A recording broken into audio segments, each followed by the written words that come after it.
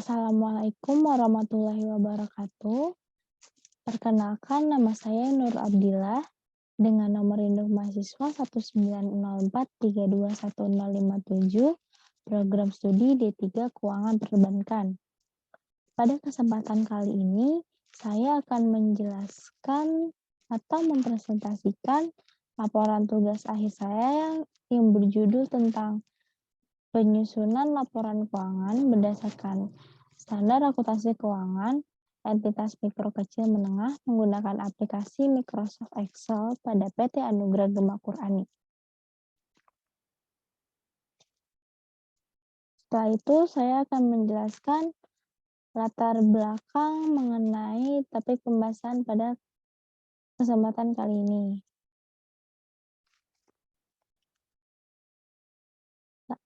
Topik pembahasan pada kesempatan kali ini pada judul yang saya angkat di laporan tugas akhir saya yaitu mengenai perkembangan teknologi di Indonesia yang telah mempengaruhi segala kegiatan salah satunya di bidang usaha dan industri.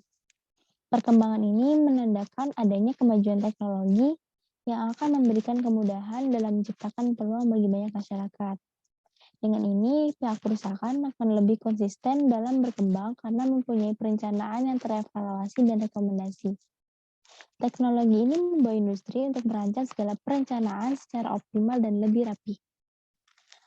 Perkembangan ini juga berpengaruh pada penerapan akuntansi yang memberikan informasi secara cepat dan akurat, serta fungsi dari akuntansi mulai dari perencanaan, pengendalian, pengolahan informasi keuangan, sampai dengan sumber data untuk pengambilan keputusan. Maka sebab itu, pihak perusahaan harus mengetahui standar pencatatan hingga penyusunan laporan keuangan yang berlaku. Banyak sekali aplikasi yang bisa digunakan untuk menyusun laporan keuangan secara mudah. Salah satunya yaitu Microsoft Excel. Aplikasi pengolah angka ini sudah digunakan oleh banyak perusahaan dengan berbagai macam fitur yang ada untuk menyusun dalam laporan keuangan. Yang selanjutnya adalah tujuan penulisan. Tujuan penulisan tugas akhir ini untuk mengetahui penggunaan aplikasi Microsoft Excel yang dapat membantu dalam penyusunan laporan keuangan sesuai dengan standar akuntansi keuangan entitas mikro kecil dan menengah atau SAK EMKM. Setelah itu, saya akan lanjut ke tinjauan pustaka. Di tinjauan pustaka ini saya akan membahas tentang beberapa topik yaitu ada siklus akuntansi, SAKMKM, sistem informasi akuntansi, dan juga dokumentasi sistem. Yang pertama ini ada siklus akuntansi. Secara umum, siklus akuntansi ini prosesnya berjalan dalam kurun waktu 1 tahun. Setelah itu, hasil dari proses tersebut dilaporkan oleh perusahaan. Proses ini akan terus berulang sehingga membuat siklus yang disebut sebagai siklus akuntansi. Tahapan dari siklus akuntansi yaitu pembuatan atau penerimaan bukti transaksi, pencatatan dalam jurnal dan buku harian, pemindah bukuan ke dalam buku besar atau posting, menyusun neraca saldo, menyusun laporan keuangan. Dan yang selanjutnya ada SAKMKM.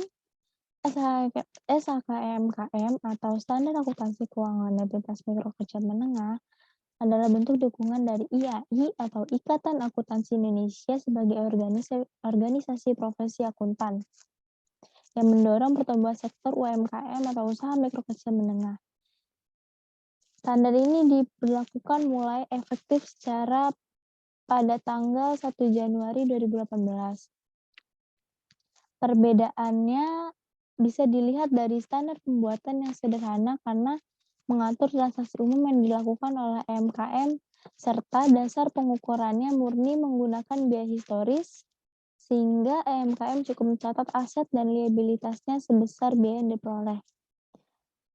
Laporan minimum yang harus ada di SAKMKM itu terdiri dari laporan posisi keuangan, laporan laba rugi, dan catatan atas laporan keuangan. Selanjutnya ada materi sistem informasi akuntansi. Sistem informasi Akuntansi ini mampu menghasilkan informasi dengan melaksanakan beberapa kegiatan seperti pengumpulan, pencatatan, penyimpanan, pemrosesan, sampai dengan hasil laporan akuntansi yang bisa digunakan oleh pengguna dalam mengambil keputusan, baik pihak internal maupun eksternal. Fungsi dari sistem informasi akuntansi ini juga untuk mengubah data menjadi informasi sehingga manajemen dapat merencanakan, melaksanakan, mengendalikan, dan mengevaluasi sehingga memberikan pengendalian yang memadai untuk melindungi aset dan data. Sistem informasi akuntansi ini juga dirancang agar bisa memberikan manfaat serta menambah nilai untuk organisasi dengan meningkatkan kualitas, efisiensi, serta kemampuan organisasi untuk pengambilan keputusan. Selanjutnya ada dokumentasi sistem. Dokumentasi sistem ini bisa disimpulkan sebagai suatu cara untuk menyediakan dokumen dengan menggunakan bukti akurat dari pencatatan sumber informasi khusus dari satu karangan atau tulisan. Atau bisa diartikan dokumentasi adalah pencarian, penyelidikan, pengumpulan, atau pemakaian penyediaan dokumen. Dengan kemajuan teknologi saat ini bisa menggunakan sistem dokumentasi elektronik yang jauh lebih efektif dalam penerapan sistem manajemen serta hemat dalam pengendaliannya. Hal itu bisa jadi penting karena harus diperhatikan oleh semua pelaku industri. Apabila pengendalian terhadap dokumen tidak maksimal dilakukan, akan terjadi banyak hal yang kurang baik, mulai dari dokumen yang tidak valid, kesulitan dalam mencari dokumen, atau bahkan kehilangan dokumen. Di slide selanjutnya, saya akan membahas tentang profil perusahaan yang akan saya jadikan studi kasus, yaitu PT Anugrah Gema Purani. PT Anugrah Gema Purani ini bergerak di bidang usaha jasa kependidikan berbasis online yang mengutamakan efisiensi waktu dan tempat, sebab perkembangan di era digital. Perusahaan ini memiliki 5 kategori kelas yang berbeda, yang cara kerjanya atau sistem belajarnya menggunakan alat video konferensi berupa Google Meet. Pendidikan ini didirikan pada tahun 2018 dan dipimpin oleh Bapak M.H. Tondi Lubis pada tahun 2018. Pada awalnya, pendidikan ini didirikan dalam rangka mendukung pelaksanaan pendidikan serta memberi kesempatan belajar membaca tahsin Al-Quran. Namun, kini sudah berkembang hingga 5 program pendidikan yang ada dengan 15 tenaga pengajar aktif dan 5 karyawan aktif. Selanjutnya, saya akan melanjutkan ke tahap pembahasan. Yang pertama ada pembahasan tentang siklus akuntansi pada PT Anugrah Gema Purani. Dalam pengambilan keputusan, pihak perusahaan biasanya membutuhkan informasi keuangan berupa data keuangan yang telah diolah. Proses siklus akuntansi yang digunakan PT Anugrah Gema Purani ini meliputi pengolahan data transaksi dari awal periode hingga pelaporan saat akhir periode tertentu. Setelah itu, output dari proses tersebut berupa laporan keuangan yang dibutuhkan oleh PT Anugrah Gema Purani untuk pengambilan keputusan atau keperluan lainnya. Berikut ini ada pencatatan dokumen transaksi dari PT Anugrah Gema Purani. Pada sheet ini dicatat menggunakan Excel sesuai dengan urutan terjadinya transaksi. Di sini ada tanggal, terus nama transaksi, jumlah uang masuk atau jumlah uang keluar, lalu sebelahnya ada saldo, sebelahnya lagi ada kode akun dan kuantiti transaksi. Pada slide berikutnya, saya akan membahas tentang flowchart dalam penyusunan aplikasi akuntansi berbasis Microsoft Excel. Jadi yang tahap pertama ini ada perencanaan.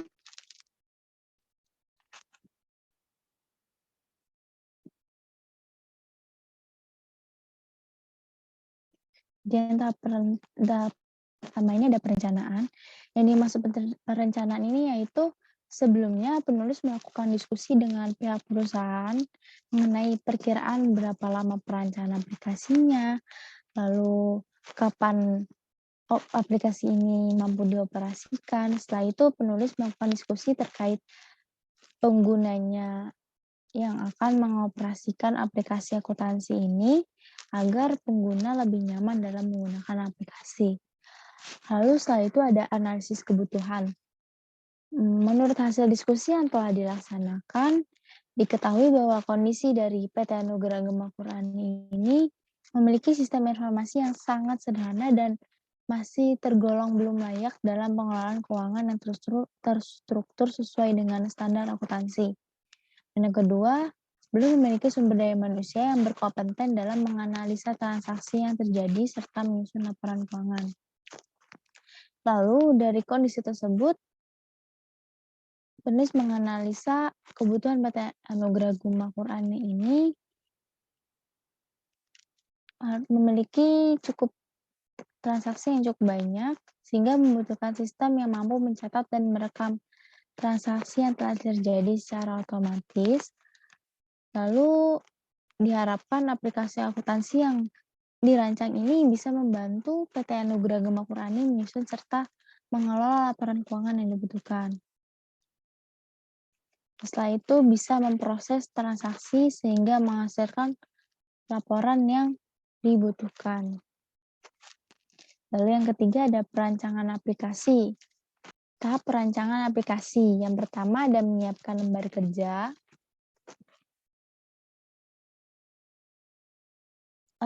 Pada Microsoft Excel ini terdiri dari beberapa sheet yang digunakan sebagai lembar kerja pada aplikasi. Tahap-tahap yang dilakukan dalam penyusunan lembar kerja ini ada penyiapan dalam lembar kerja daftar akun, penyiapan lembar kerja untuk daftar menu, jurnal umum, buku besar, neraca lajur, laba rugi, dan neraca. Yang kedua ada membuat daftar menu. Daftar menu ini disajikan sebagai sheet utama yang berisi daftar perintah pada program untuk menjalankan aplikasi. Jadi, pada sheet ini terdiri dari tombol-tombol yang menghubungkan secara otomatis ke lembar kerja yang dibutuhkan, sehingga mempermudah pengguna untuk menuju ke lembar kerja tersebut. Lalu yang ketiga ada membuat daftar akun. Nah, lembar kerja yang berisi daftar akun ini ada isinya. Selain ada daftar akun, ada juga saldo awal akun. Daftar akun ini yang digunakan diambil dari transaksi yang telah terjadi di PT Anugerah Gema Qur'ani dan sudah disesuaikan dengan kebutuhan akun perusahaan tersebut. Lalu yang keempat ada membuat lembar kerja jurnal. Lembar kerja jurnal ini berisikan dari berbagai macam transaksi umum mulai dari tanggal, nomor bukti, keterangan, kode akun, debit, dan kredit. Jurnal umum ini berfungsi sebagai lembar pencatatan semua transaksi keuangan perusahaan pada periode tertentu secara sistematis dan terperinci. Lalu yang kelima ada membuat buku besar. Lembar kerja yang berisikan pengelompokan data atau transaksi yang berasal dari jurnal menurut akun-akun. Masing-masing akun dibuat buku besar yang berisikan pengelompokan akun tersebut.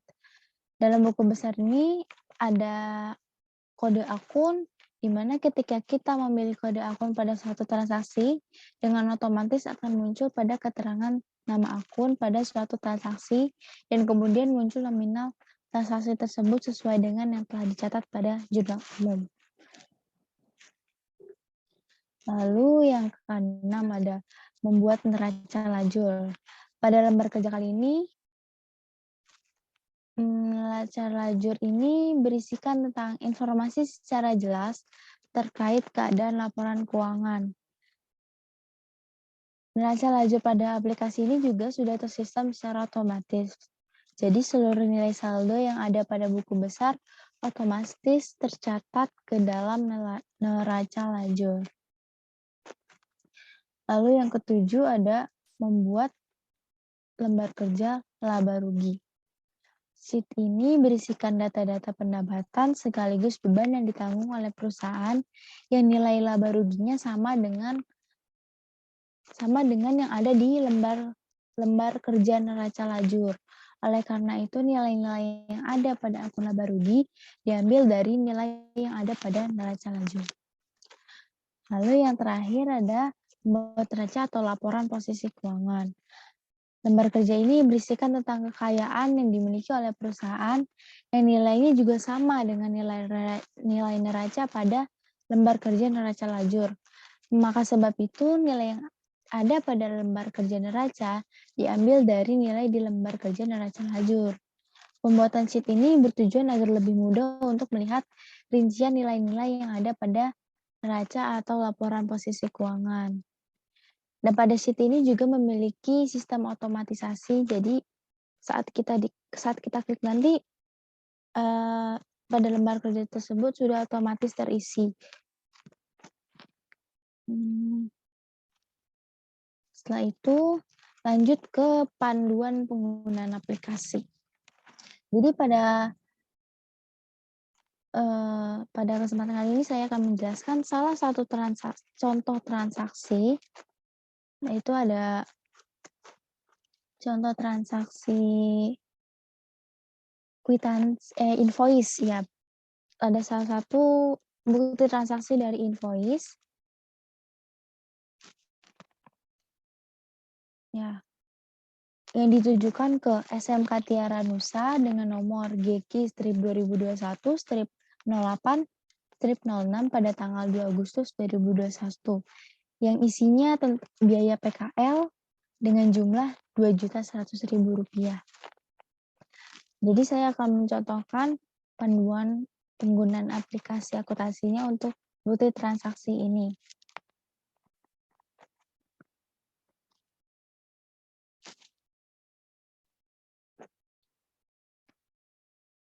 Jadi pertama kita siapkan dulu aplikasinya, lalu buka aplikasi dan masukkan password yang sudah terdaftar. Lalu pastikan nama perusahaan dan periode perusahaan sudah sesuai. Sebelum memasukkan transaksi, kita ke daftar akun dan pastikan kode dan nama akun sudah sesuai, posisi saldo normal dan saldo awal pada akun sudah sesuai, lalu kita ke jurnal umum untuk memasukkan transaksinya. Pertama kita isi tanggal, tadi ada tanggal 2 Agustus dengan nomor CU03-6, ya, 08-6, keterangannya pendapatan jasa, karena biaya PKL-nya termasuk pendapatan jasa. Jadi kita tulis pendapatan jasa, jangan lupa diisi dengan lengkap. Lalu untuk akunnya ini berarti piutang usaha pada pendapatan jasa, karena ini invoice ya, yang berarti tagihan dan belum dibayarkan. Lalu masukkan nominal. Nah ini akan tertulis unbalance jika nominalnya belum sesuai dengan jumlahnya. Jadi pastikan nominal sudah sesuai. Lalu ke menu lagi, lalu kita ke buku besar untuk memastikan transaksi tersebut sudah masuk ya nih di pendapatan jasa usaha. Lalu kita ke akun piutang usaha. Nah, ini udah masuk pendapatan jasa sebesar Rp2.100.000. Lalu kita ke bagian menu lagi. Lalu kita cek di neraca lajur. Ini bentuk dari neraca lajurnya. Jadi kita tidak perlu isi lagi karena sudah otomatis terisi. Lalu kita ke laba rugi. Laba rugi ini juga sama, sudah otomatis terisi juga. Jadi kita bisa melihat laporannya secara real time. Posisi keuangan sama juga. Lalu setelah itu kita save. Jangan lupa di save karena agar transaksi tersebut tersimpan dan di close. Jangan lupa di close karena untuk memastikan keamanan pada aplikasi tersebut dan tidak ada yang mengakses selain pengguna yang ditunjuk. Setelah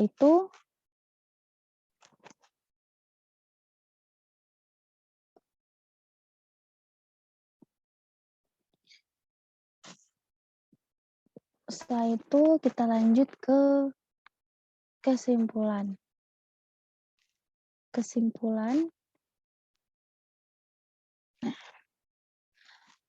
kesimpulan yang bisa diambil setelah penulis merancang aplikasi tersebut, berdasarkan penilaian dari pihak perusahaan, aplikasi ini cukup efektif jika diterapkan pada saat catatan keuangan dan penyajian laporan keuangan.